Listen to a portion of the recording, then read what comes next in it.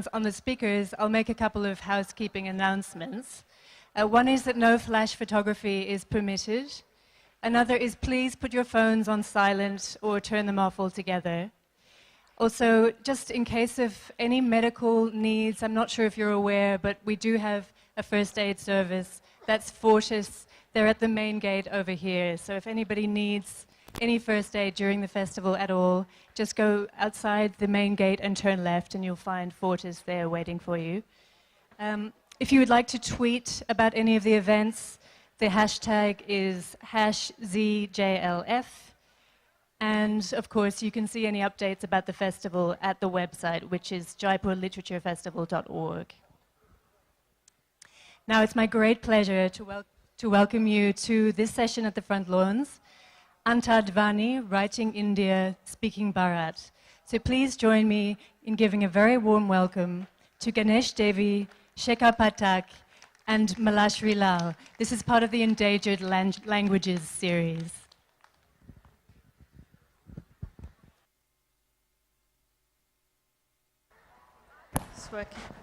Good morning. Very welcome to this particular session, which is called Antardvani, or the voice within. And I'm delighted that I am in the company of two very eminent speakers and social workers, social activists, Professor Ganesh Devi, who started his career as a professor of English, just as I did and many others in this audience did.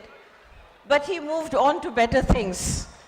And he set up the Tejgarh Academy, which looks into tribal literature, languages, and culture, and is also deeply engaged with the Bhasha Academy. Professor Devi is, of course, a prize-winning writer of many books, and he has made many of us rethink our relationship with the English language, literature, and its heritage. I also have with me Mr. Shekhar Pathak, who is very well known for the work that he has done in the Himalayan regions and for the very long and arduous padyatras that he has taken along the top of the Himalayan mountains and along the villages. Now, both of them have worked on the People's Survey that looks into the linguistic diversity of this country and will be sharing their experiences.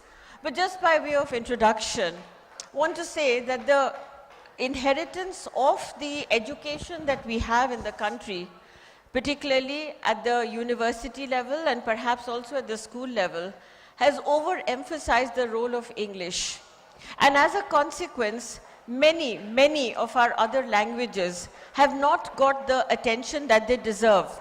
I recently came across an article in a newspaper which, on the basis of Dr. Devi's work, said there were 780 languages in the country, or maybe more, and of them about 200 were on the verge of extinction. Now, Professor Devi and Shekharji have differently worked on areas of India trying to recapture these languages, prevent them from erasure and extinction, and this session is devoted to their work, and I look forward to their experiences. So, if I may begin with Shekharji, would you like to tell me how you came to be involved with the People's Linguistic Survey of India, and also what are some of the critical experiences that you have had in this work? Hindi में बोलने की इजाज़त है? ज़रूर।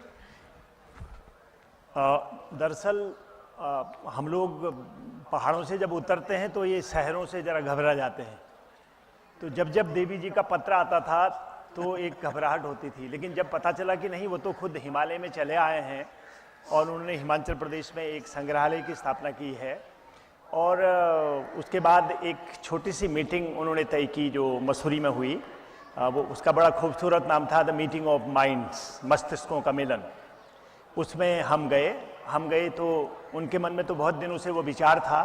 उन्होंने जैसे ही उसकी घोषणा की वो एकदम से जर्मिनेट होने लगा, और that was the idea of people's linguistic survey of India.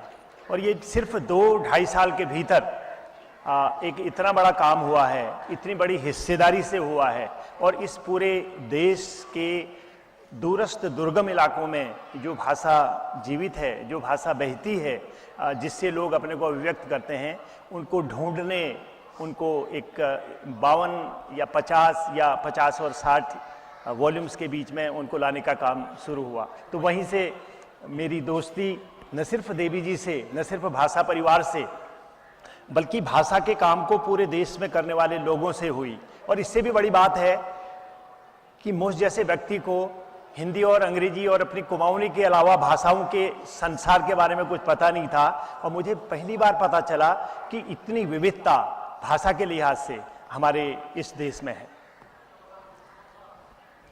Dr. Devi, if you could tell us how you launched into the People's Linguistic Survey of India. Well, that's asking for too long a story. let's get a But, summary or an abstract of it. Well,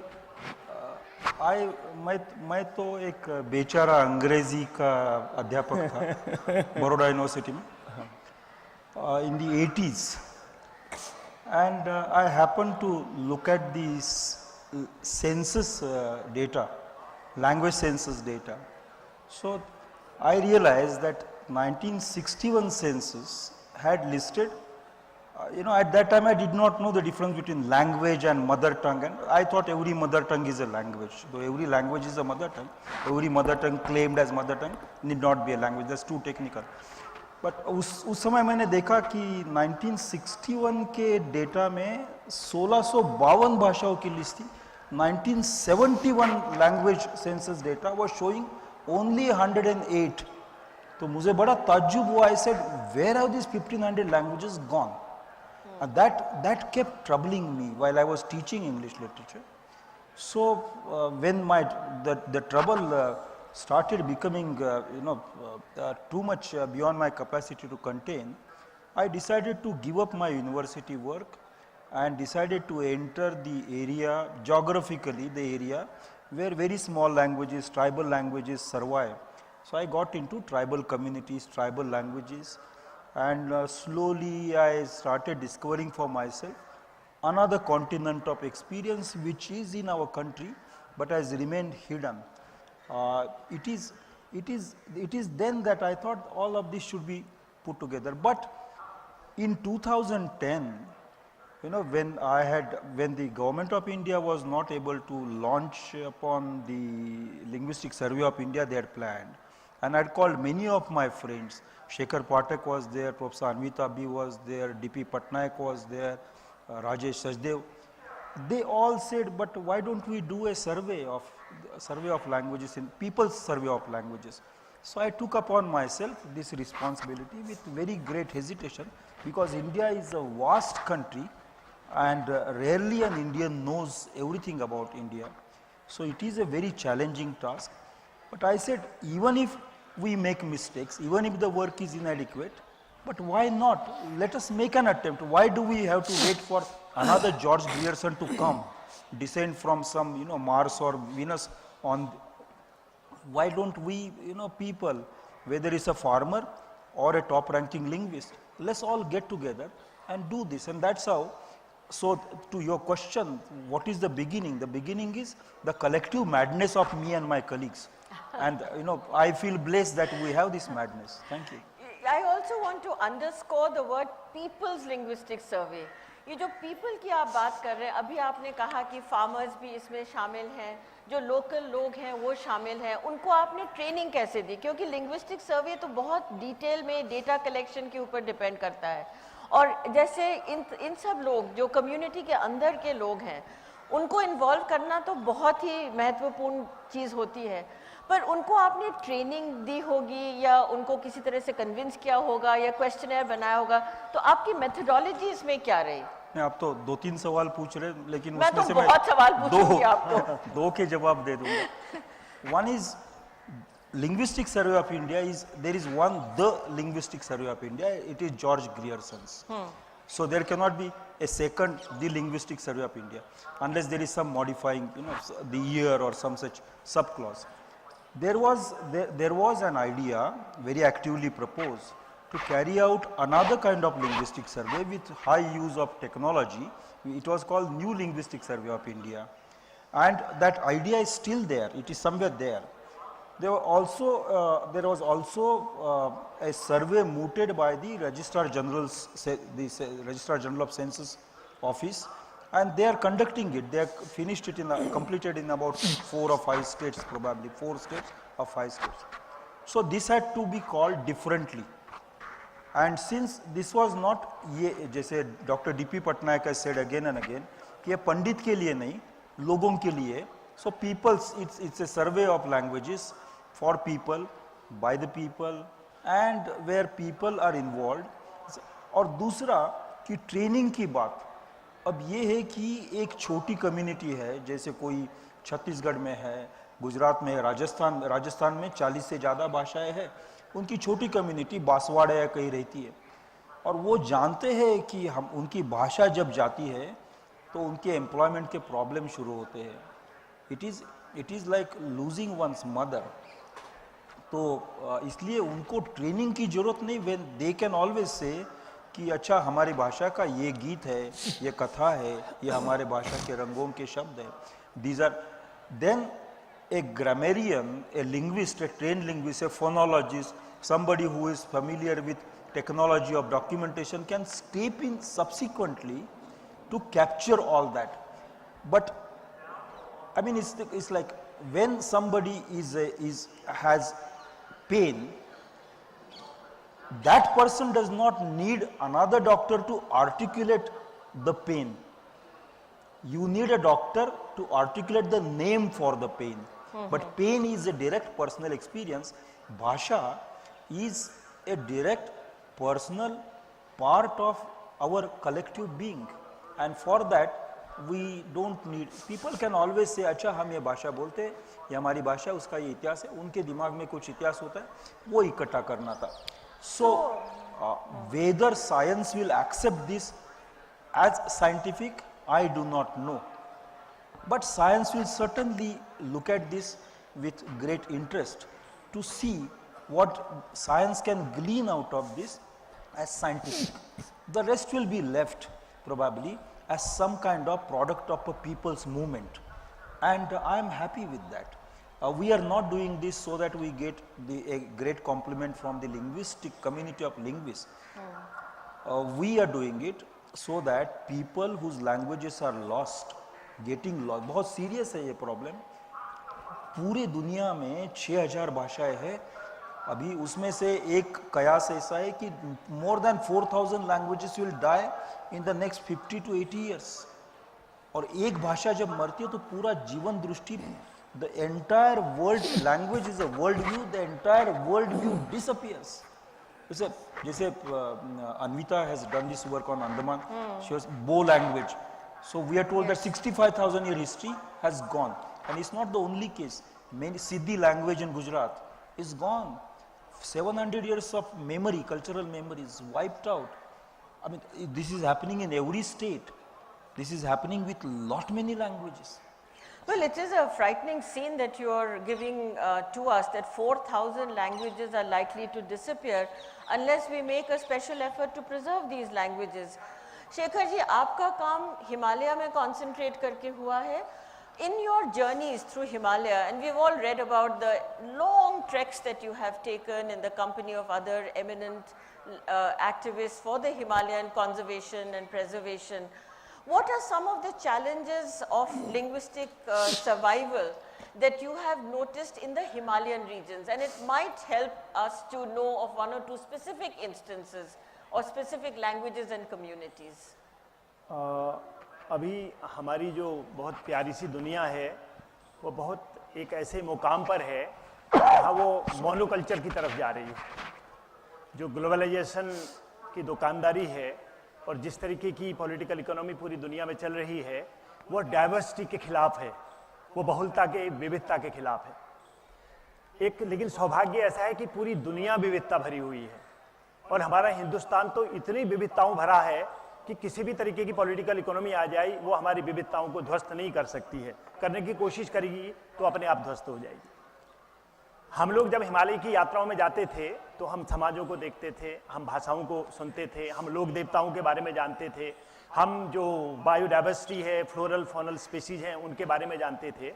तो उससे हमारी चेतना ये बनी कि ये दुनिया विविधता भरी है, ये हिंदुस्तान बहुत विविधता भरा है, और जो ये हिमालय है ये तो जरूरत से ज्यादा विविधता भरा हुआ है, क्योंकि पानी के भी 3-3, 4-4 प्रकार आपको वहां मिल जाएंगे। वहां आपको बर्फ भी मिलेगी, आइस भी मिलेगी।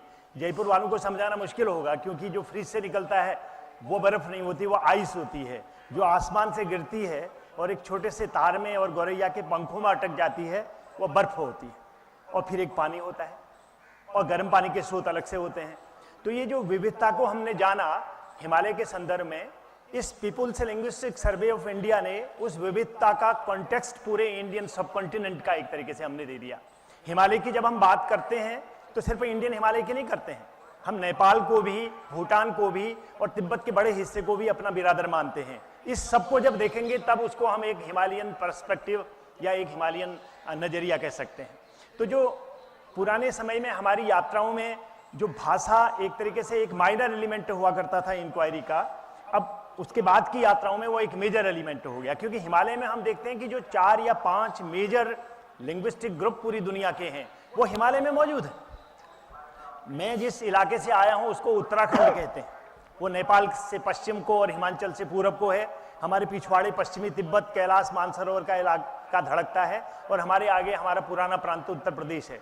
इस छोटे से इलाके में जो 52,000 स्क्वायर किलोमीटर में फैला हुआ है और 13 जिले हमारे यहाँ हैं, तकरीबन 1 करोड़ प्लस की पॉपुलेशन है, वहाँ भी हमने देखा कि जो सबसे पुरानी ऑस्ट्रिक लैंग्वेज है उसके बोलने वाले लोग वहाँ वन राज्यों में हैं।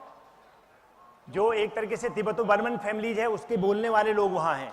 जो इंडो आर्यन लैंग्वेजेज हैं उनको बोलने वाले वहाँ लोग हैं, और जो हिंदुस्तान के अलग अलग इलाकों से आए हुए लिंग्विस्टिक ग्रुप्स हैं वो वहाँ मौजूद हैं। तो एक छोटे से इलाके में जो 1 करोड़ की जनसंख्या है, जब वहाँ इतनी भाषाएं धड़क रही हैं, तो पैन हिमालयन आप नजरिया बनाइए।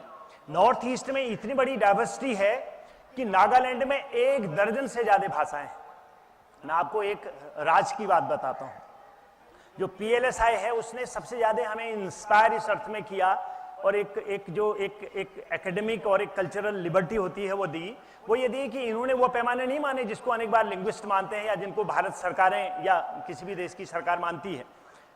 इनका पैमाना ये 77 में हुआ कि 10,000 से कम की संख्या में बोलने वाले अगर किसी भाषा के हैं, उन भाषाओं को अदर भाषाओं में रख दो, जैसा देवी जी ने बताया। और इस तरीके से 61 से 71 के बीच में हमारी सैकड़ों भाषाएं गुम हो गई। वो रही हमारे समाज में, हमारी कम्युनिटीज में, लेकिन वो रिकॉर्ड्स में गुम हो गई।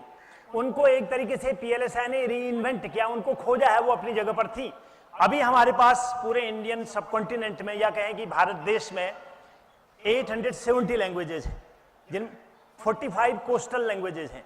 हिमालय में 70 लैंग्वेजेज हैं। नॉर्थ ईस्ट की बात करें तो एक नागालैंड में 1 दर्जन से ज्यादा लैंग्वेजेज हैं। और वहां की जो विशेषता देखिए कि कोन्याक जो है वो आओ नागा से बात नहीं कर सकता है, दोनों की अलग अलग भाषाएं हैं। जो PLSI ने एक और एलिमेंट हमको समझने के लिए दिया, वो ये दिया कि कितने लोग उस भाषा को बोलने वाले हैं, उस पर मत जाइए। अगर वो भाषा बोलने वाला अंतिम व्यक्ति हमारे लिंग्विस्टिक सर्वे के दौर के प्रारंभ में ही दिवंगत हो गए थे, उसके बाद हमने किसी भाषा के अंत की समाचार अभी तक नहीं सुने। हालांकि यूनेस्को कह रहा है कि इतनी भाषाएं इंडेंजर्ड लैंग्वेजेज में हैं। तो इसमें यह है कि अगर 5 लोग भी बोलने वाले हैं तो वो भाषा है, और लिपि का जंजाल भी उसमें नहीं जोड़ा है। आपको पता होगा कि लिपियों में हम 5000 साल पहले ही आए हैं, उससे पहले तो हम स्वतंत्र थे। एक बार हम बड़ौदा में देवी जी के साथ थे, तो हमने कहा कि आपके लिखित भाषा में ऐसा हो सकता है, ओहो, आप हिंदी में लिख सकते हो ऐसा, और अंग्रेजी में लिख सकते हो आप ऐसा, फ्रेंच में लिख सकते हो आप ऐसा। ये ओरलिटी का कमाल है। और हिमालय की भाषाओं में और भारत की बहुत सारी और भाषाओं में भी एक खास तरीके की ओरलिटी है, जिसको आप ओरल ट्रेडिशन में रख सकते हैं। क्योंकि PLSI ने हमें एक खास तरीके का आधार ये दिया कि अगर लिपि नहीं भी है तब भी वो लैंग्वेज है, और तब भी अगर वो लैंग्वेज है तो उसके बचे रहने की, उसके बने रहने की तब तक गुंजाइश है जब तक वो कम्युनिटी हमारे बीच में बची रहती है। तो हमने हिमालय को नए सिरे से समझने की कोशिश इस PLSI से जुड़ने के बाद एक तरीके से की है, और उसकी और गुंजाइश बनी हुई। No, that's a very important question that is raised, that as to what constitutes the languages that will be officially preserved by a country, and where does orality fit in. And this whole issue of oral literature, oral traditions is a very difficult one in India, Because we have to create, as Dr. Devi said, our own categories. These don't fit into the existing categories of what linguistics, official linguistic people are talking about. Please. May interrupt you. Language came into existence before offices anywhere in the world came into existence. Right. Yes. Offices can neither create languages, policies cannot create languages, policies cannot sustain languages, policies can only finish off languages. एक ही काम वो कर सकते और ओरलिटी भाषा तो भाषा speech ही है. Writing has come much later in the history, human history. जैसे भाषा का इतिहास, the history of languages is about 70,000 years known history. Full sentences, composite sentences, the speech transaction, community formation, 70,000 years. History of writing is just about 7,000 years. While speech will continue, we do not know if writing will continue, because writing, language is a representation of the consciousness or the world, or the engagement between the consciousness and the world. Writing is only the representation of speech.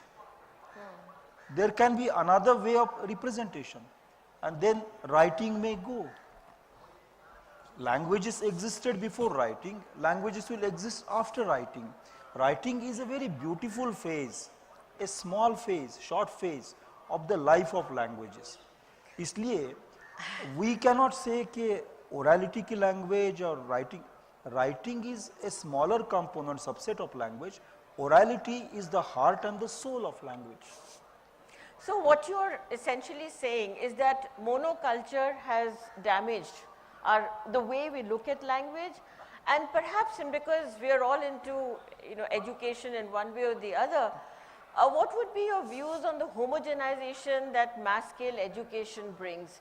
And has that also in some ways created difficulties for the survival of the oral cultures, of the multiplicity of languages, and this wonderful multi-volume set that the People's Linguistic Survey of India is working on and is publishing?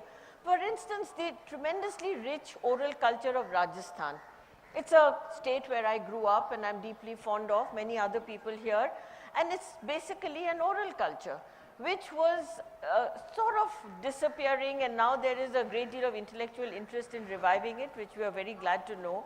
So what would be your views on monoculture, homogenization, and what we can do to bring about an understanding of the orality and give dignity and space for it? Well, the way, I mean, a difficult question. I mean, this is a book containing languages of Rajasthan. 42 languages are reported. This will be released tomorrow. I hope the camera is picking that up. Hindi में है, अंग्रेजी में भी आएगा, Yeah, लेकिन camera को दिखाइए. उसका दिन कल होगा. ऐसे. To your question, the human consciousness is structured in such a way that it recognizes the experience of life in terms of the self and the other, and therefore we need enemies, and we keep identifying enemies because human beings are also a lazy animal. We identify enemies without sufficient effort. तो इसलिए बहुत सारे हमारे में से लोग ऐसे मानते हैं कि मोनोकल्चर से भाषाएं चली जा रही है. Actually there is a deep irony in the being of every language, that every language as it enriches itself also tends to be monocultural within it. No language in the world is inherently multicultural.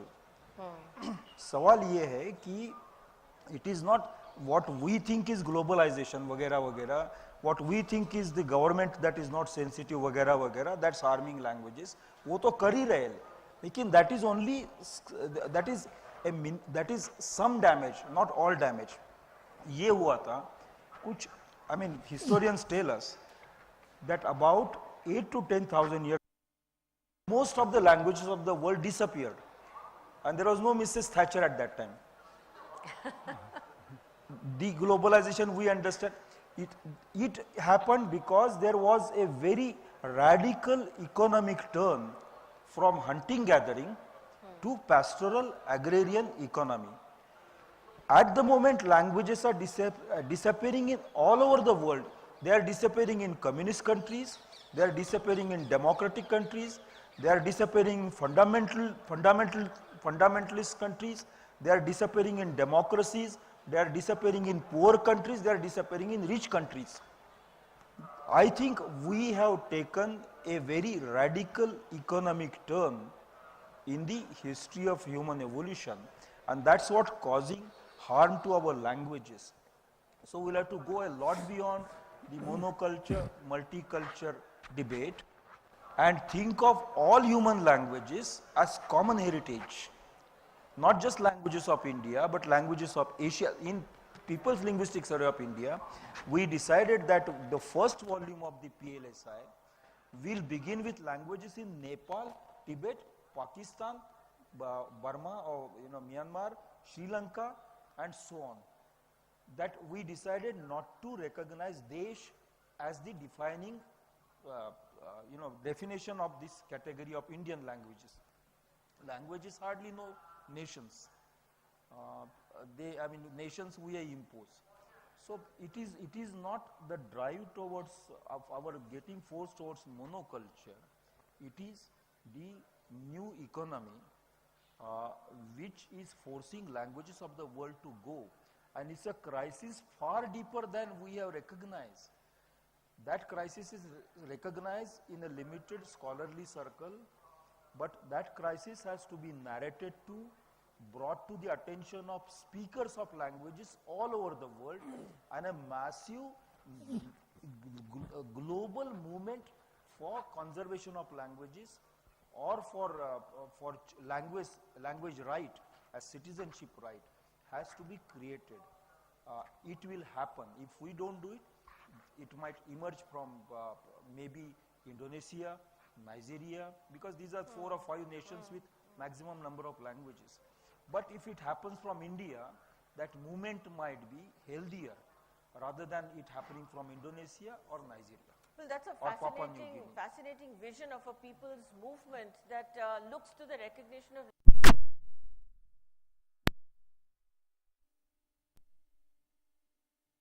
what's happening in Africa with UNESCO ने endangered languages का chart बनाया और वो जैसे HIV ads की या तो malaria का कैंपेन है, उसी तरह से यूनेस्को endangered languages कहाँ है उनको ठीक करो, मरम्मत करो, रिवाइवल करो, वगैरह वगैरह. We will have to approach this whole issue from a very different perspective, that language alone makes us human. It is an integral part of the evolutionary process. We cannot take human beings out of language anymore. And if language disappears, human disappears. Sorry for interrupting your question.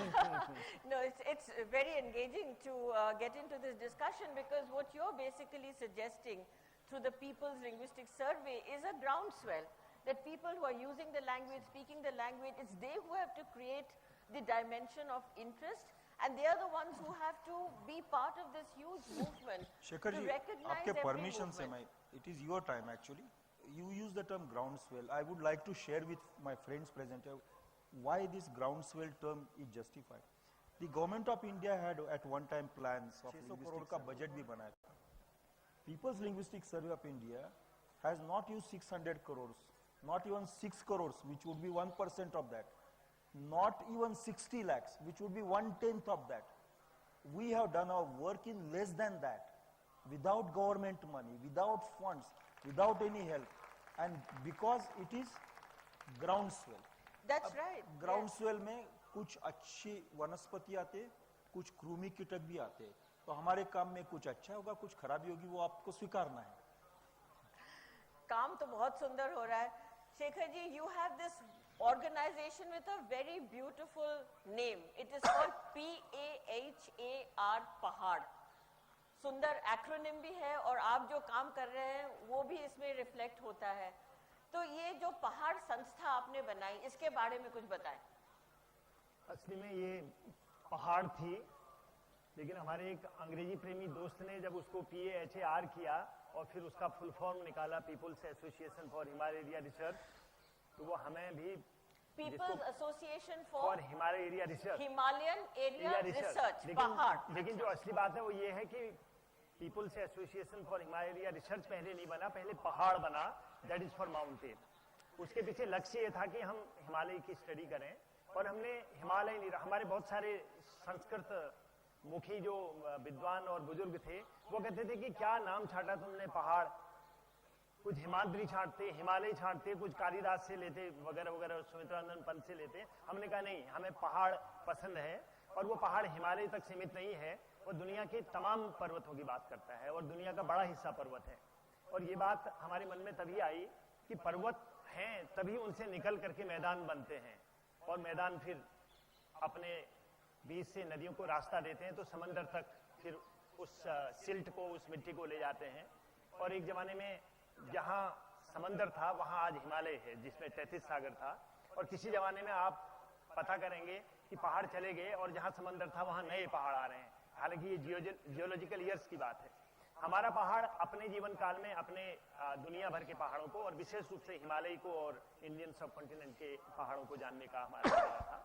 उसमें हमने ये कोशिश की थी, ये कोई NGO नहीं है, कोई फंडिंग एजेंसी उसमें नहीं आती है। हमारे मित्रों की जो मेहनत है, और हमारे जो पाठक हैं, खरीदने वाले हैं, और हमारे जो किताबों को खरीदते हैं, उनके सहयोग से ये सब चलता है। इसमें कहीं भी कोई फंडिंग नहीं है। दुर्भाग्य से हम अपने लेखकों को पारिश्रमिक भी नहीं दे पाते हैं। इसमें हम प्रकाशन करते हैं एनुअल पहाड़ का, जिसके 18 बहुत बड़े वॉल्यूम निकले हैं, और हमारे सौभाग्य से देवी जी ने भी उनकी प्रशंसा की, और पुराने बहुत सारे लोगों ने उसकी बड़ी प्रशंसा की, क्योंकि हम डेमोग्राफी, हिस्ट्री, आर्कियोलॉजी, मेमोयर्स और different literatures of Himalaya, folklore, folk culture, environment, ecology, pilgrimage, जितने एस्पेक्ट माउंटेन लाइफ के हो सकते हैं उन सबको कवर करने का प्रयास करते हैं। जो ओरिजिनल हिंदी में नहीं लिखा जाता है उसको और भाषाओं से अनुवाद करने की कोशिश करते हैं। इसके साथ ही Alps, Andes, Rockies, African mountain, central Asian mountains, इन पर सामग्री देते हैं। एक्सप्लोरेशन की हिस्ट्री पर सामग्री देते हैं। तो एक तो ये प्रकाशन हम लोगों ने उसमें किए हैं। बहुत सारे फुटकर प्रकाशन हमने उसमें निकाले हैं। बहुत सारी हमने बायोग्राफीज, ऑटोबायोग्राफीज निकाली हैं। फोकलोर पर बहुत सारी किताबें निकाली हैं। और अब लैंग्वेज की तरफ हम लोगों के ओरिएंटेशन हो रहे हैं, तो वो भी कोशिश हम कर रहे हैं कि उत्तराखंड की 13 भाषाओं की एक डिक्शनरी बनाएं। ऐसे ही हिमाचल, कश्मीर और नॉर्थ ईस्ट के वहाँ के मित्रों की मदद से वहाँ भी कुछ हो। और इसके अलावा जो हम एक बड़ा काम पहाड़ के माध्यम से करते हैं वो है हमारी यात्राएं। क्योंकि हम ये मानते हैं कि किताबों से जितना आप सीखते हो वह यात्राओं से सीखने के मुकाबले बहुत कम होता है। किताबें कभी 100% ओरिजिनल नहीं होती हैं, लेकिन जब आप किसी भूगोल में जाते हो तो जो आंख से आपके भीतर जाता है वो किताबों के मुकाबले बहुत ज्यादा होता है। और अनेक बार जो आप आर्काइव से ढूंढ के लाते हो, पुस्तकालयों से ढूंढ के लाते हो, उसमें अगर आंखन देखी जुड़ जाए तो आपका एक बड़ा समग्र चित्र मिलता है। मैं मूलतः क्योंकि इतिहास का विद्यार्थी रहा हूं, और मैं इतिहास के जो स्रोत होते हैं उनकी डाइवर्सिटी का कायल हूं, उनको मैं बहुत मानता हूं। जितनी ज्यादा विविधता ऐतिहासिक स्रोतों की होगी उतनी ज्यादा वैज्ञानिक, विज्ञान सम्मत इतिहास हम लिख सकेंगे, मैं ये मानता हूं। तो यात्राएं, मैं बहुत बार ये कहता हूं कि यात्राएं हमें इस अर्थ में बड़ा करती हैं कि वो हर बार हमें हमारे छोटे होने का भान देती है कि अबे ज्यादा उछल मत, तूने अभी दुनिया देखी ही क्या, तुमने अभी पहाड़ देखा ही क्या, हिमालय देखा क्या। तो यात्राएं इस अर्थ में हमें बहुत बड़ा करती हैं, और हर बार हम कुछ न कुछ नई चीजें लेके हिमालय की यात्राओं से आते हैं। तो इस तरीके के काम हम पहाड़ के माध्यम से करते हैं। आगे के लिए हमारे बहुत सारे प्लान हैं। हम लोगों ने 25 साल पूरे करने के मौके पर बहुत सारे अभियान किए। ज्यादा बड़ा लक्ष्य है कि यंग लोगों के बीच में हम ले जाएं। हमारा ये मानना है कि साहित्य के उपक्रम, संस्कृति के उपक्रम सिर्फ मनोरंजन के लिए नहीं हो सकते।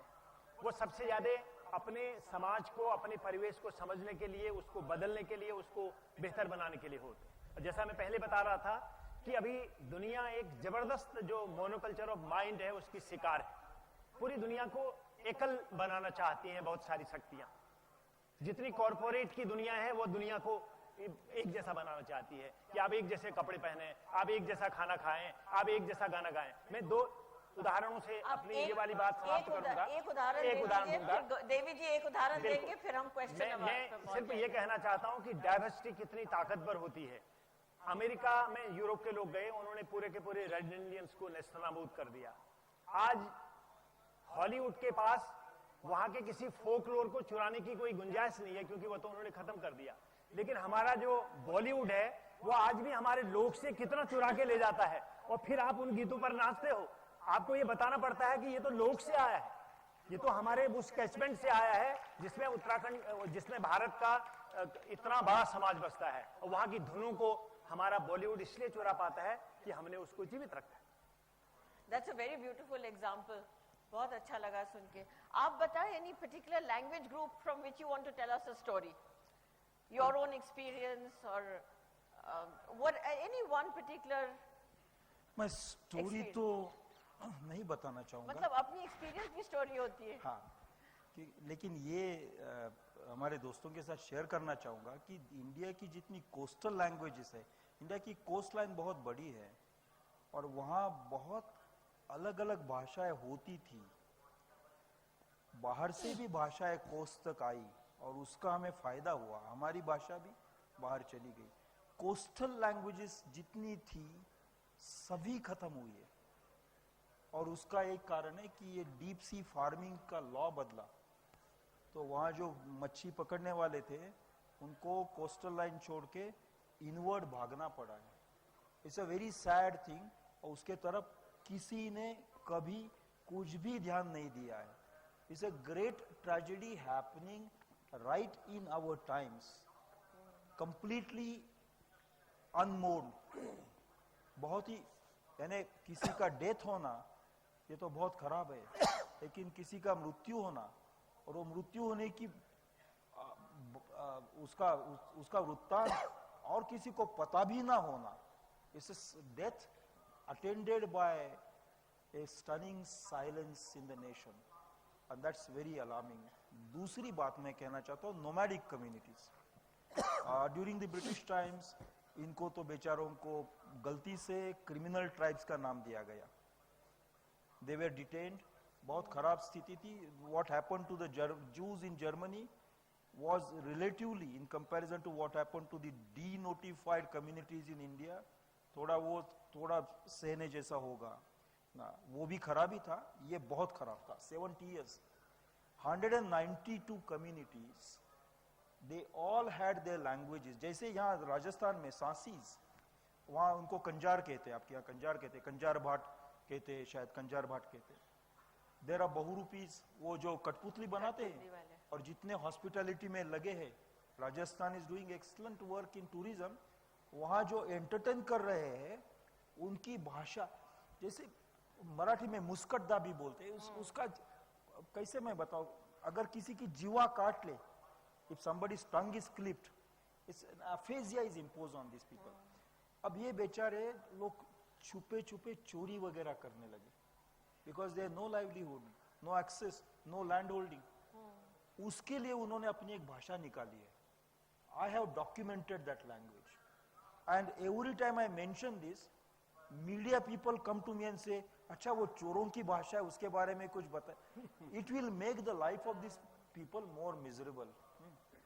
लेकिन it's, I mean, this is a sad commentary on our times, that people had to invent a kind of a language in order to survive like this, because their citizenship rights are denied। इसमें जब ये इकट्ठा कर रहे थे तो about 75-year-old woman in Ahmedabad, Chara Nagar में, 3 of her sons are already jailed, 2 wrongly, 1 maybe for reasons।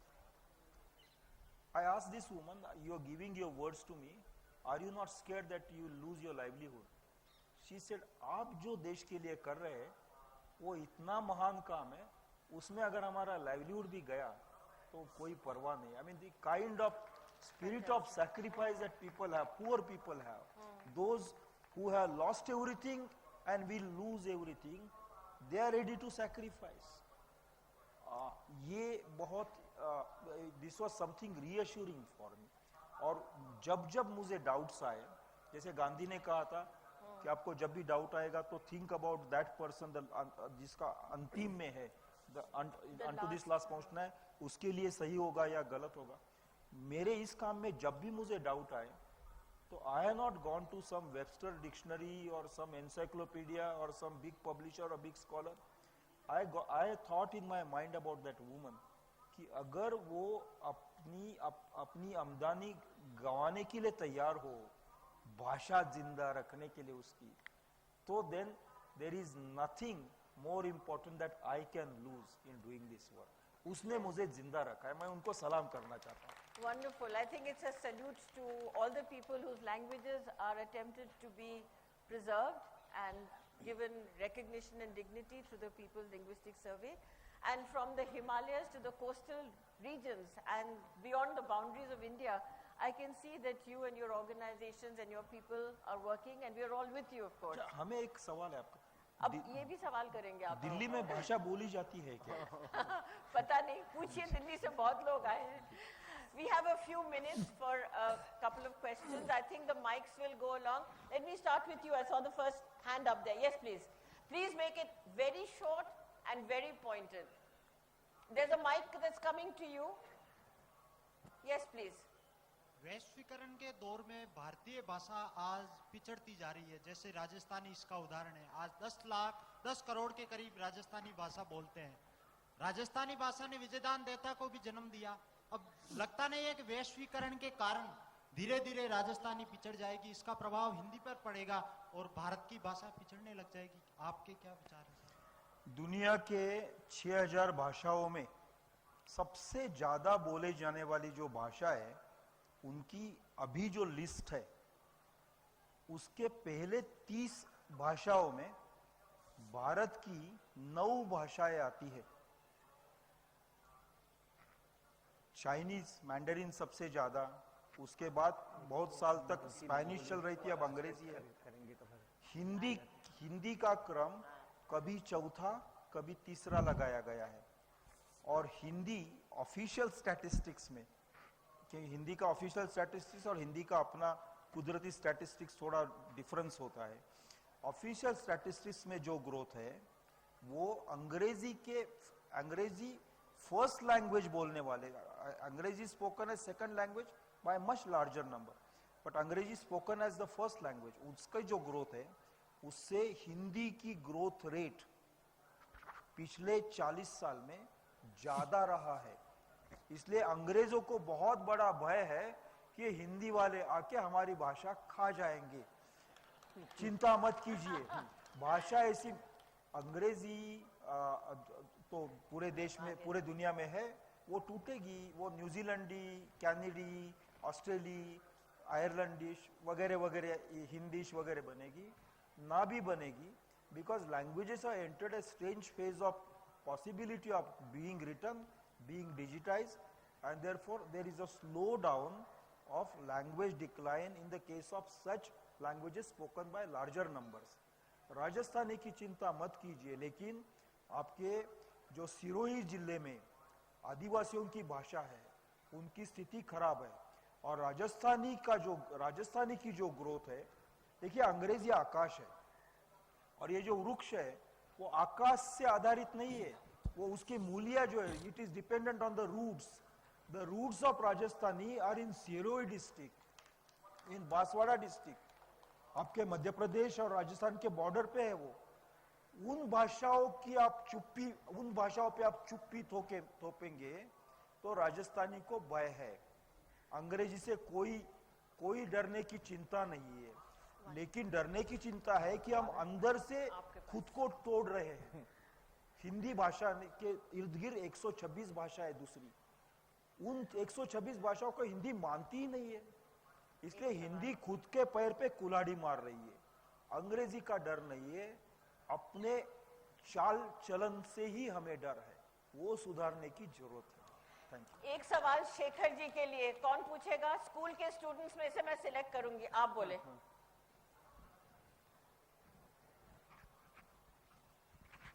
Like you and Devi sir had done a great work for preservance of language from Kashmir to Kanyakumari in India.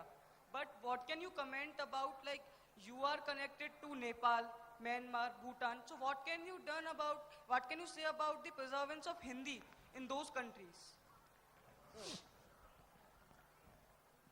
दरअसल हिंदी एक बहुत बड़े हिस्से में बोली जाती है, हिंदुस्तान के ही नहीं दुनिया के. और उसमें बहुत बड़ा योगदान हिंदी फिल्मों का रहा है, बहुत बड़ा योगदान हमारे फ्रीडम स्ट्रगल का रहा है। इवन आपको बच्चों को बड़ा आश्चर्य होगा कि बहुत सारी फिल्में हिंदी की मद्रास से बनती हैं जहां हिंदी का पॉलिटिकली बहुत बड़ा विरोध हुआ। और जिन बच्चों ने बचपन में चंदा मामा पढ़ी है वो that is still being published and printed from Madras which is now Chennai. तो हिंदी की बहुत बड़ी दुनिया है, लेकिन बताने की बात यह है कि हिंदी की ये बड़ी दुनिया कैसे जीवित है और कैसे वाइब्रेंट है।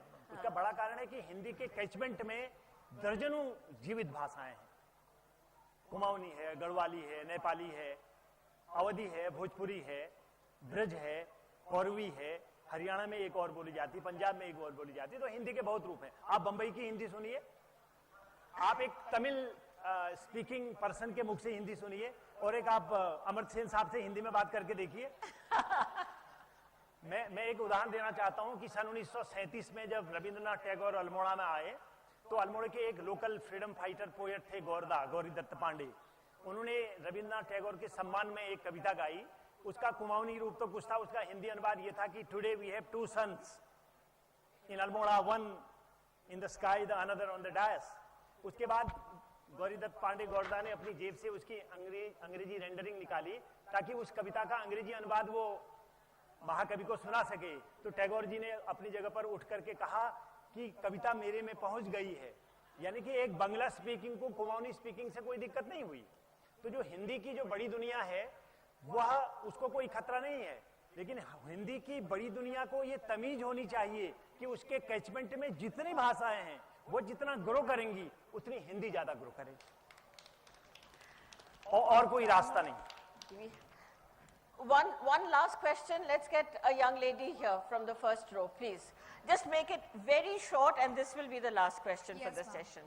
First of all, I'd like to thank you all for such an enlightening session. My question is, sir, कि आजकल we see homogenization of languages. जैसे English, nobody can speak pure Hindi or pure English. ऐसे. So, sir, even though there is homogeneity and languages may be getting lost, but do you think कि new languages emerge होंगे and it will make up for these languages which are being because language after all at the end of the day is a means of communication so that people can understand. ये हमेशा की प्रक्रिया शुरू है, शुरू से आज तक, और ऐसी ही चलेगी। भाषा सहेलियां जैसे होती है, मिलती है तो गले मिलती है और एक दूसरे से सीखती है और साथ में चलती है, फिर अलग हो जाती है। Well, it's been a very rich, engaging and informative session. I'd like to thank Shekhar ji and Ganesh Devi ji for this wonderful presentations, the anecdotes and this great audience. Thank you very much. हम आपके आभारी हैं। हमें तलवार का खतरा था, वो नहीं रहा। Thank you. Thank you very much.